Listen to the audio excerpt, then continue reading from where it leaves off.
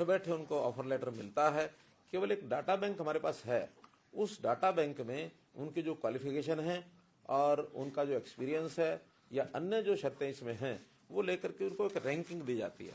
उस रैंकिंग के आधार पर higher the rank sooner he will get the offer letter, लेकिन उसकी क्वालिफिकेशन रिक्वायर्ड है वो होनी चाहिए। 2 और लेवल 3 इसके किए जा रहे हैं, लेवल 1 अभी नहीं किया है। लेवल 1 का इनके होने के बाद जो ये ज्वाइन करेंगे, अगर मान लो इनमें से ये ज्वाइन नहीं करते हैं और हमारे पास इस प्रकार के लोग नहीं है तो फिर बची हुई जो जगह है वो लेवल 3 वालों को भी हम देंगे। लेवल 3 लगभग 2800 हमारे पास इंडेंट्स हैं, जिसको अगले किसी भी चरण में 2800 लोगों को वहां भी देंगे। तो इस प्रकार से ये जो शिक्षा, अनुभव या उसकी इनकम, फैमिली इनकम, उन सब के आधार के ऊपर उसकी रैंकिंग की जाती है और इस रैंकिंग के आधार पर ये किया जाता है। तो आज इसकी हमारी अथॉरिटी है, वो अथॉरिटी बैठ करके सारे क्राइटेरिया को तय करती है।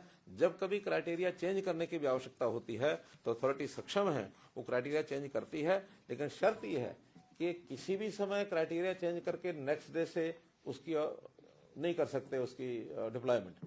जो अथॉरिटी चेंज करेगी उसको पब्लिक किया जाएगा और उसके 3 महीने बाद उस चेंज्ड कंडीशंस के आधार के ऊपर भर्ती होगी, ताकि किसी को यह ना लगे कि किसी को अचानक लाभ देने के लिए और ये किया गया है। उसके बाद भी 3 महीने तक पुरानी शर्तों पर ही चलेगी। तो ऐसा एक ट्रांसपेरेंट सिस्टम ये बनाया गया है। तो इसका बहुत बड़ा लाभ उन लोगों को हो रहा है जो नौकरी तो करना चाह रहे हैं लेकिन सरकारी नौकरी योग्यता के से उनको वंचित रह जाते हैं, मिलती नहीं है। हाँ, इस बीच में बहुत ऐसे लोग हमारे ध्यान में आए हैं कि जो शुरू में HKRN में लगते हैं, बाद में जैसे ही उनकी अपॉइंटमेंट रेगुलर नौकरी में होती है तो इसको छोड़ते हैं या कहीं और अच्छे अवसर मिलते हैं तो बहुत जल्दी छोड़ते हैं। इसमें हमारा मोटो ये है, sooner you come sooner you go, क्योंकि ये पक्की नौकरी नहीं है, ये आउटसोर्सिंग की है, कच्ची है। पक्के लोग लगने के बाद इनको बाहर होना पड़ता है, इसलिए इट्स नॉट एश्योरेंस के भी लगातार उनको ये मिलती रहेगी।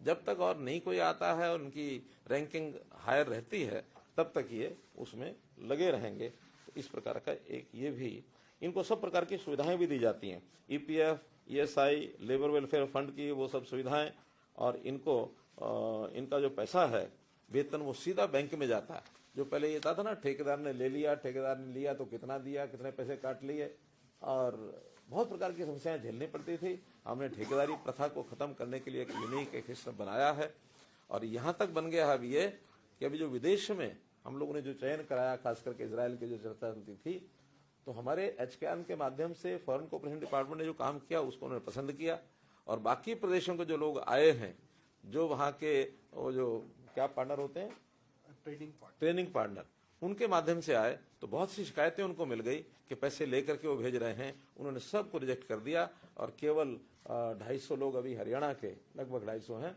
जो सिलेक्ट होकर के ट्रेनिंग